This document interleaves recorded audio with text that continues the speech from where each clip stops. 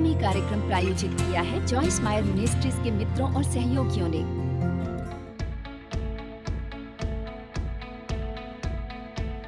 मैंने एक किताब लिखी है जिसका नाम है गेट्स होप अप। जानते बहुत ही शानदार बातें जो हम आशा के बारे में कह सकते हैं, पर एक बात जो मैंने खोजी है और मैंने इस किताब में एक अध्याय लिखा है वो है आशा की ऊर्जा। मैंने असल में ये पता लगाया है कि जब मैं आशावान होती हूँ और उग्रता से अपेक्षा करती हूँ कि मेरे जीवन में कुछ अच्छा होगा, तो यही मुझे शारीरिक ऊर्जा देता है। हमारे विचार बंधे हुए हैं हमारी भावनाओं और हमारे शब्दों और हमारे एक्शन से, और मेरा मानना है कि हमारी ऊर्जा का स्तर भी। मेरे ख्याल से जब हम नकारात्मक विचार सोचते हैं या गिरावट की बातें तो वे ऊर्जा नष्ट करती है, पर जब हम आशावान बातें सोचते हैं तो मेरा मानना है कि ऊर्जा उत्पन्न करने वाली होती हैं। बहुत ही अधिक लोग हैं संसार में जो थक गए हैं, मेरा मतलब है सचमुच थके हुए और हर समय निठाल हैं, और बेशक सबके साथ मामला सही नहीं होता, पर मैं सोचती हूँ कि उनमें से कितने लोग शायद नकारात्मक विचार सोच रहे होंगे, और शायद क्योंकि उनके जीवन में बहुत सी नकारात्मक बातें हुई होंगी। पर जानते हैं एक बात जो हमें पता चली है वो यह है कि चाहे मेरे अतीत में कुछ भी हुआ हो, मेरे अतीत को मेरे भविष्य को संचालित करने की जरूरत नहीं। मैं जानबूझकर आशा से भरी हो सकती हूँ और इस पर विश्वास कर सकती हूँ कि मेरे जीवन में कुछ अच्छा होने वाला है। बाइबल में हमें बताया गया है कि हम अपनी अपेक्षाएं परमेश्वर में रखें, परमेश्वर से अपेक्षा करें, जिसका असल में यही मतलब है कि आप परमेश्वर की सेवा करें। बाइबल में कई जगह, खासकर विस्तारित बाइबल में जहाँ लिखा है कि परमेश्वर ही सेवा के योग्य है, उसमें लिखा है कि परमेश्वर की अपेक्षा करें। तो मैं आपसे एक प्रश्न पूछना चाहूंगी, आज आप क्या अपेक्षा कर रहे हैं कि परमेश्वर आपके लिए क्या करें? यदि आप खुशनुमा उम्मीदों से भरे हुए हैं, आशा से भरे हुए हैं, मैं शर्त लगा सकती हूँ आप में से आज अधिक ऊर्जा होगी उससे जो आप में होती है। यदि आप आशा से भरे ना होते तो इसे आजमाते क्यों नहीं है? इसे जरूर आजमाएं।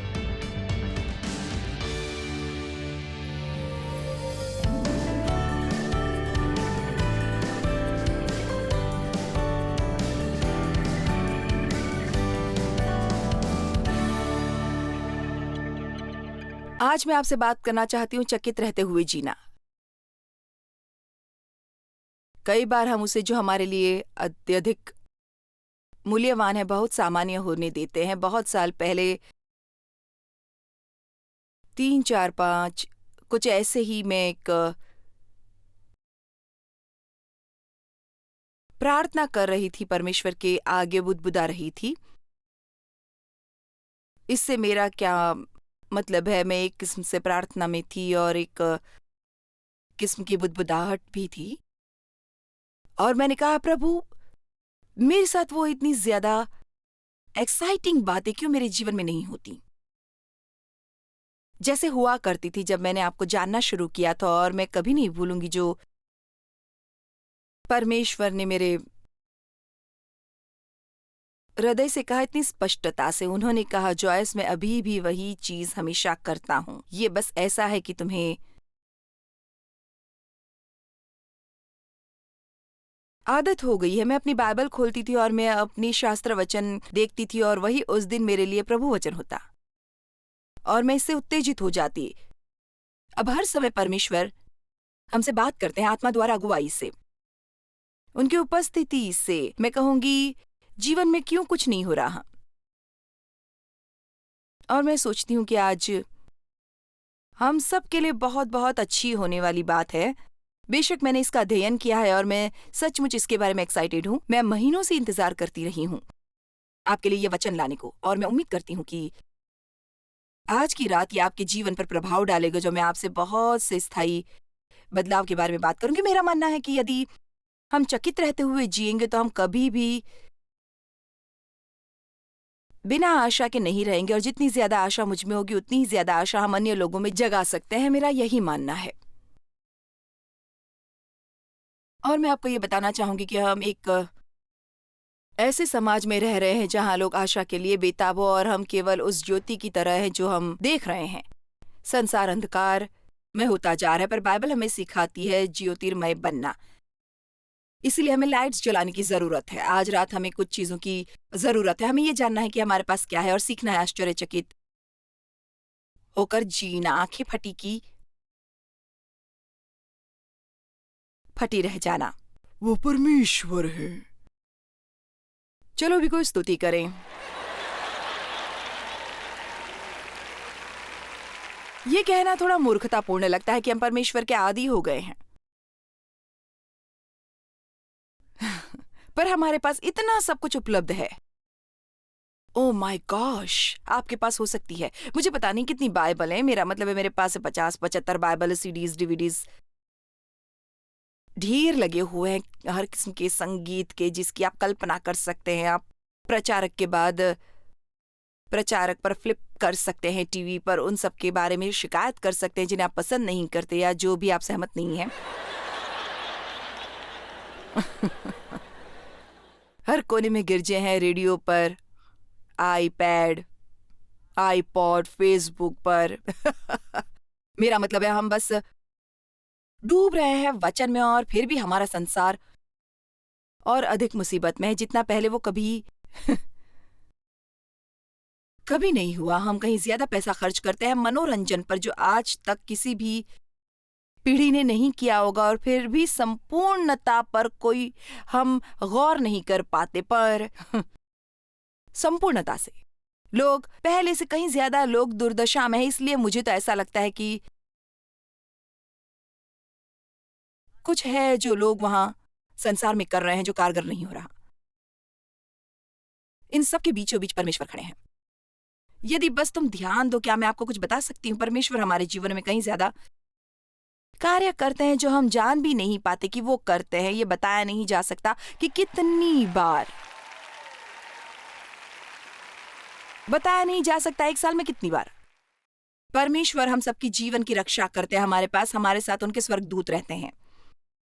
हमारे पास पवित्र आत्मा का सामर्थ है जो हमारी अगुवाई करता है, मार्गदर्शन करता है। कितनी बार बस आपको इस बात का पता चलता है कि जो बात आपके बच्चों के बारे में जानने की जरूरत है और वे नहीं जानते कि वो कैसे जानते हैं, पर आप जानते हैं। ये कुछ खास है और हमें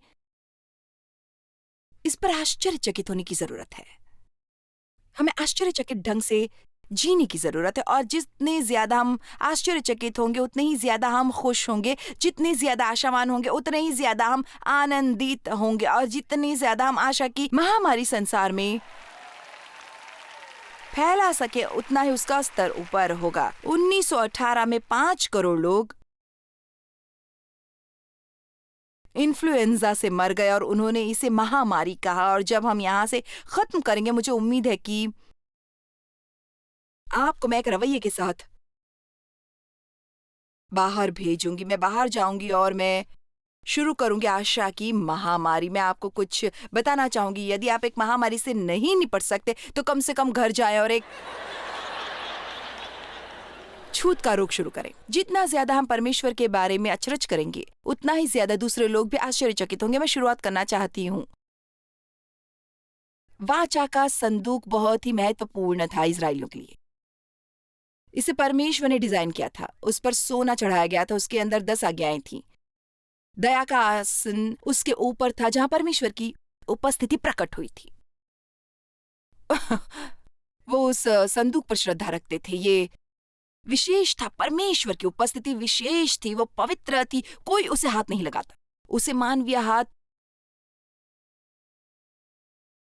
छू नहीं सकते थे, इसलिए उसके पास रिंग्स थे और उन रिंग्स में खंबे डालने पड़ते थे और केवल खास लोगों को ही उसे उठाने का काम सौंपा गया था और उसे उस खंबों पर उठाकर ले जाया जाता था कि कहीं कोई उसे छू ना ले। क्यों? क्योंकि परमेश्वर उतने अधिक पवित्र हैं। परमेश्वर इतने पवित्र हैं कि यदि कोई भी परमेश्वर को छूने की कोशिश करे, यीशु मसीह के पास आए बिना, तो वे इसे सहन नहीं कर पाएंगे। हमें परमेश्वर की उपस्थिति पर और ज्यादा आस्था रखने की जरूरत है। हमें अपने चर्च सर्विस में और ज्यादा श्रद्धापूर्ण होने की जरूरत है। हमारी सभाओं में लोगों को कुछ महसूस होता है जब वे एक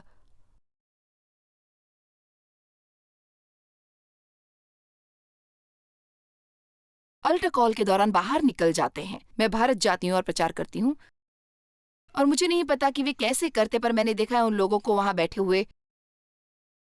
कई बार हमें एक दिन में 4 सेशन करने पड़ते हैं, शिक्षक के बाद, और मैं उन लोगों को देखती हूँ जो घंटों बैठे रहते हैं धूल भरी जमीन पर और वे कभी उठते ही नहीं बाथरूम जाने के बारे में। अमेरिकन ऐसा नहीं कर सकते, उन्हें 3 बार पानी पीने की जरूरत होती है। 15 लोगों को टेक्स्ट भेजना, जाकर थोड़ी टेलीफोन करना, बाहर भागकर जाना और स्टारबक्स से कॉफी लेना।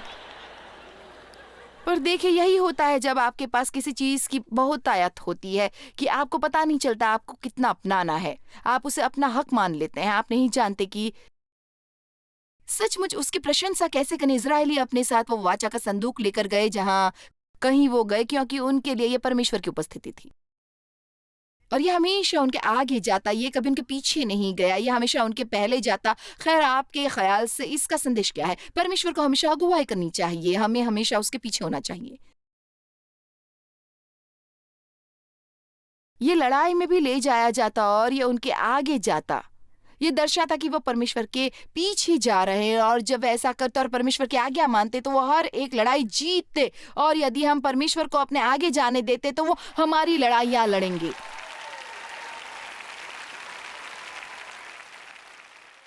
जब यहोशू और इजरायली तैयार थे यरदन पार करके प्रतिज्ञा के प्रदेश में जाने के लिए, नियुक्त याजक पहले गए वाचा का संदूक उठाए हुए परमेश्वर की उपस्थिति, और जब उन्होंने अपने पांव पानी में डाले तो ये बट गया और इजरायली दूसरी ओर पार चले गए।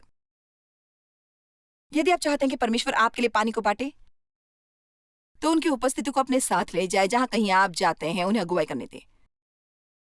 हम परमेश्वर की आज्ञा ना मानने के बारे में उतने चिंतित नहीं जितना हमें होना चाहिए। खैर, मैं जानती परमेश्वर ने मुझसे कहा था कि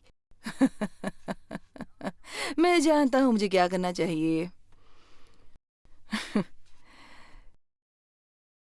क्योंकि जब इजरायलियों ने परमेश्वर को अपना हक मान लिया और ज्यादा ही परिचित हो गए, और अब ये शब्द परिचय का क्या मतलब है? सामान्य और अब और विशेष नहीं, यानी आम। जब इजरायलियों ने उन्हें अपना हक मान लिया और उनके आशीषों से ज्यादा परिचित हो गए, तो वो आश्चर्यचकित नहीं थे। उनके शत्रु ने हराने लगी पलिश्ती उनके विरुद्ध आए और वाचा का संदूक ले गए। जब याजक एली ने सुना कि वाचा का संदूक ले लिया गया तो वो मर कर गिर गया। अब बस ये कल्पना करें, वो इतना सख्ते में था कि अब हमारे पास परमेश्वर की उपस्थिति नहीं रहेगी, और वो इसके बारे में इतना परेशान था कि उसने इसको मार डाला। वो बस गिरकर मर गया। जब उसकी बहू ने, जो गर्भवती थी, वाचा के संदूक की खबर सुनी, वो गर्भ की पीड़ा से दोहरी हो गई और उसने जन्म दिया, और उसने अपने बच्चे का नाम, जिसका मतलब है कि इजराइल से महिमा चली गई। पता है, हमारे पास कोई टाइम प्लेइंग चर्च नहीं है। हमें जरूरत है परमेश्वर की उपस्थिति अपने बीच रखने की। हम जहां कहीं भी जाए, और अगर उसमें थोड़ा चिल्लाना पड़े तो हम चिल्लाएंगे। मैंने अपने पति को देखा है कि वो एक ऐसे फुटबॉल गेम के पीछे बिल्कुल पागलों जैसा व्यवहार करने लगते हैं। और मेरे बेटे, हमें इसी तरह परमेश्वर के प्रति व्यवहार क्यों नहीं करना चाहिए? आप जीवित किए गए जब आप अपने पापों में मर गए थे। आप अकड़े नहीं। हम नए सिरे से जन्मे हैं, नए सिरे से बोर नहीं हुए। उससे ज्यादा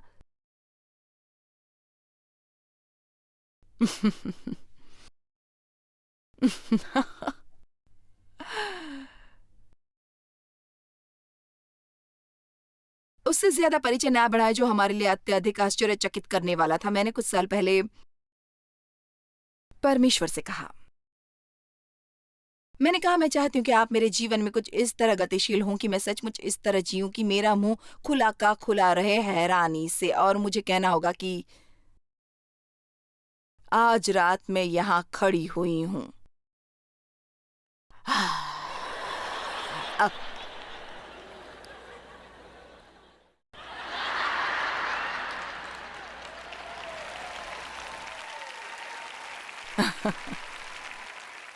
सत्ताईस 27,000 लोग यहाँ आए हमारे साथ शामिल होने को,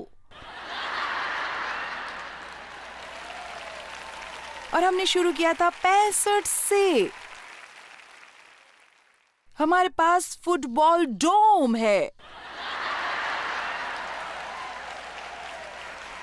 हम आसानी से ये कह सकते हैं कि कलीसिया से बहुत सी महिमा चली गई है, और चर्च द्वारा मेरा मतलब है अधिकतर चर्चों में, शायद ये इसलिए कि अब हम और उस पर चकित होते जो परमेश्वर करते हैं, शायद हमने अपना बहुत सा श्रद्धापूर्ण भय खो दिया है और हैरानी, और हमें जानबूझकर ये शुरू करने की जरूरत है कि हम उसे वापस पाएं और ज्यादा श्रद्धा रखें और आश्चर्यचकित हों। मुझे पसंद नहीं जब लोग पवित्र आत्मा के बारे में चुटकुले सुनाते हैं, और हमें इसमें सावधान होने की जरूरत है। परमेश्वर एक पवित्र परमेश्वर हैं और हमें जरूरत है, हमें उनसे डरने की जरूरत नहीं, पर बेशक हमें जरूरत है उनका श्रद्धापूर्ण भय मानने की। श्रद्धापूर्ण भय, मैं बार बार इस पर बोल सकती हूँ, मेरा मतलब है ये चीज सचमुच बहुत दिलचस्प होती जाती है। वाचा का संदूक अजदोद ले जाया गया जब पलिश्तियों ने उसे छीन लिया और उसे अपने देवता दागोन की बगल में रख दिया। वो उनके देवता की मूर्ति थी।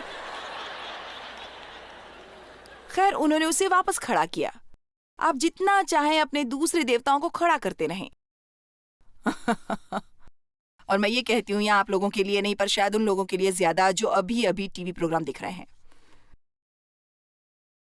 आप जितना चाहें आप अपने अन्य देवताओं को खड़ा कर सकते हैं, पर हमारे पास परमेश्वरों के परमेश्वर है, राजाओं के राजा और प्रभुओं के प्रभु।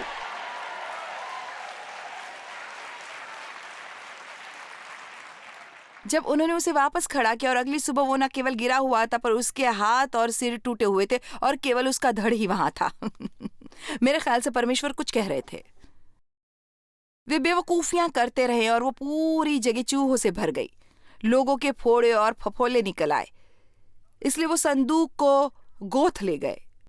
वो उससे घबरा गए जो मौतें हुई प्लेग के कारण उन्हें फोड़े और फफोले हो गए, और इसलिए उन्होंने संदूक को एकरान भेज दिया। उन्हें मिली घबराहट, प्लेग, फोड़े और फफोले, तो अंत में 7 महीने बाद उन्होंने उसे वापस इजराइल भेज दिया। हमें पता नहीं इस परमेश्वर को क्या करें। तुम इसे वापस ले लो। उन्होंने उसे बैलगाड़ी पर रखा और गायों द्वारा उसे खींचा। वाचा का संदूक बैलगाड़ी पर रखा गया, गायों ने उसे खींचा और वो गया बेल शेमेश की ओर। और जब लोगों ने उससे देखा, वो आनंदित हुए, वो इतने खुश हो गए। पर आप जानते हैं क्या, उन्होंने संदूक का निरादर किया और उन्होंने इसके अंदर देखा, उन्होंने इसे छुआ और उनमें से बहुत बस गिर कर मर गए। अंत में वो वाचा का संदूक पहुंचा अबीना डैम के घर तकरीबन 100 साल तक। ओहो, परमेश्वर का संदूक मेरे घर में शुरुआत की तरह था। मेरे सब पाप क्षमा हुए। परमेश्वर हमें और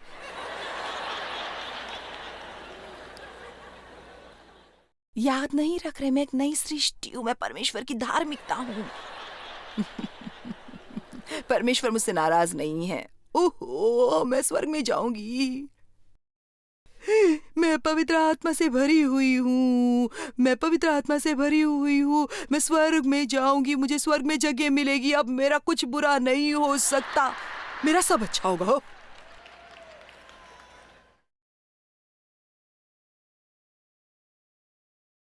और फिर कुछ सप्ताह बाद प्रभु, मैं समझ नहीं पा रही आप मेरे जीवन में कुछ क्यों नहीं कर रहे। यदि आप कुछ नहीं करेंगे प्रभु, मुझे नहीं लगता मैं इसके साथ रह सकूंगी। बिल्कुल नहीं।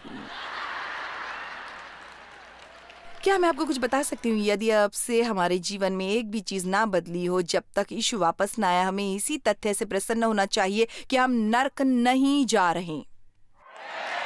क्या कोई आमीन कहेगा?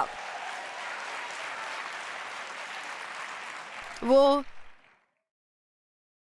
संदूक वहां धरा है और लोग उसे इतने आदी हो गए हैं, मुझे पता नहीं, शायद उन्होंने उस पर से धूल भी ना झाड़ी हो। शायद उन्होंने बस उसे एक कमरे में रख दिया हो और अंत में उस कमरे का दरवाजा बंद कर दिया। उस पर कोई ध्यान नहीं दिया गया। मैं इसे एक उदाहरण के रूप में इस्तेमाल करूंगी। ये एक सलाद ड्रेसिंग की बोतल है। आप कहते सलाद ड्रेसिंग का क्या लेना देना परमेश्वर के बारे में? हम परमेश्वर को बस सबसे नीचे सेटल होने देते हैं। और वो एक तरह से पता है, सभी अच्छी चीजें बस नीचे बैठ जाती हैं। और जानते हैं आज रात में यहाँ क्या करना चाहती हूँ? मैं आपको झंझोड़ना चाहती हूँ। ताकि परमेश्वर एक बार फिर उन सब चीजों में मिक्स हो जाएं। आप सबके विचारों में, आपके शब्दों में, आपके मनोरंजन में, आपके सारे रवैये में, वो सब जो आप करते हैं। आमीन। सचमुच यही सब है इन बातों के बारे में। फिर से उत्साहित हो जाते हैं आप। अब घर जाते हैं, जो ज्यादा देर तक ये समस्या नहीं रहती, संसार और शैतान इसे आपस में निकाल लेते हैं। आपको वापस जाना पड़ता है और एक और डोज लेना पड़ता है बिना कहीं जाए इसे लेने के लिए। मैं नहीं चाहती कि आप कभी आना छोड़ दें, पर क्या आप जानते हैं, मैं चाहती हूँ कि आप अन्य लोगों की उम्मीद भी ना करें। ज्यादा देर नहीं होगी और ये सब फिर से अलग अलग हो जाएगा और हमें इसे दोबारा हिलाना पड़ेगा, इसे मिलाना पड़ेगा। पता है, पौलुस ने तीमुथियुस से कहा था, स्वयं से उत्साहित करो। तीमुथियुस डर गया था और उसने देखा कि क्या हो रहा है प्रेरितों पर, वो सब अत्याचार और वो डर था और वो शायद सेवकाई को छोड़ना चाह रहा था, मुझे पता नहीं। और पौलुस ने कहा, वो वरदान जो तुम्हारे बीच है उसे हिलाओ, ये याद करके वरदान जो तुम में है और बुजुर्गों ने तुम पर हाथ रखें तो ये तुम्हें प्रदान किया गया, क्योंकि परमेश्वर ने हमें भय की आज्ञा दी थी, पर प्रेम, सामर्थ और सच्चे मन की। पता है, हम हमेशा बात करते हैं अतीत को भूल जाने की, पर मैं आपको कुछ बताना चाहूंगी। अतीत से कुछ बातें हैं जिन्हें हमें कुछ याद करने की जरूरत है। और मेरे ख्याल से मैं क्या सोचती हूँ कि आप करें, मेरे ख्याल से हम वो भूल जाते हैं जो हमें याद रखने की जरूरत है, और हमें वो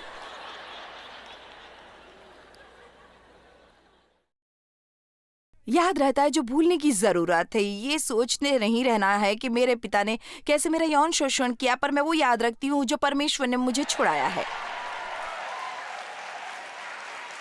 देव हर समय कहते हैं, यदि आपने उन्हें कभी सुना हो, कि मुख्य समस्या जो अमेरिका में हमारी है कि हम भूल गए महान और गौरवशाली बातें जो परमेश्वर ने की, और उन्होंने इस देश को कैसे पैदा किया, उन्होंने कैसे मकसद बनाया। केवल अकेले परमेश्वर का वचन, और ये पवित्र है और अनफिट है अनैतिक लोगों के लिए।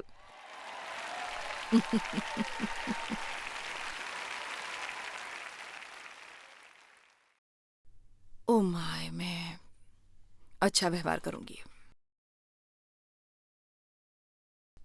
परमेश्वर के अद्भुत उपस्थिति को नीचे ना बैठे रहने दे। परमेश्वर को बस यहीं कहीं यूं ही बैठे रहने ना दें। अरे भाई, और भाई हम जानते हैं कि हमें उद्धार प्राप्त हुआ है परमेश्वर का।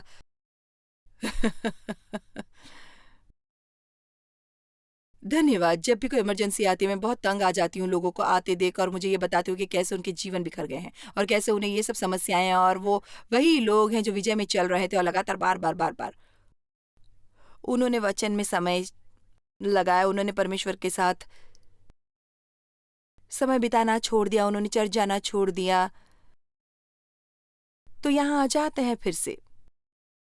आपको जो कुछ भी करना पड़े उसे पाने के लिए जो आपके पास है, आपको वही करना होगा, उसे रखे रहने के लिए और उसे मेंटेन करने के लिए। आमीन।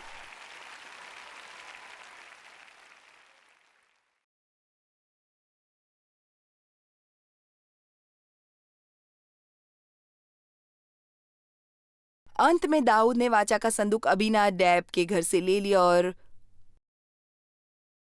उसे उसने एक नई गाड़ी पर रखा और वो उसे चलाकर लेकर गए दाऊद के शहर में। पर उन्होंने मूल हिदायतों का पालन नहीं किया जो वाचा के विषय में थी, कि उसे उठाया जाता याजकों द्वारा। आप परमेश्वर को एक गाड़ी में डालकर यूं ही चलाकर नहीं ले जा सकते।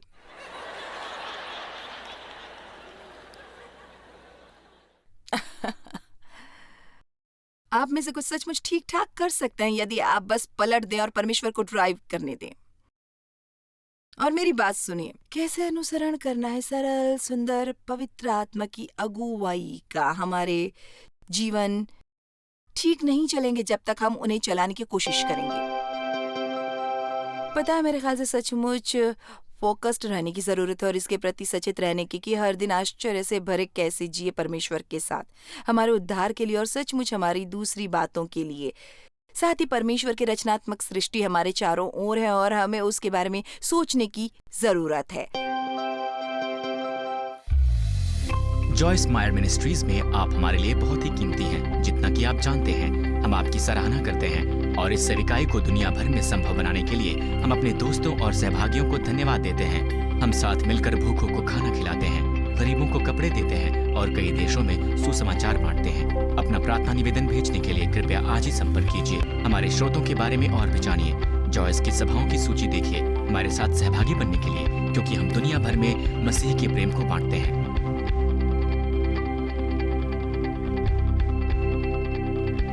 इसका खर्च उठाया है जॉयस मायर मिनिस्ट्रीज के मित्रों और सहयोगियों ने।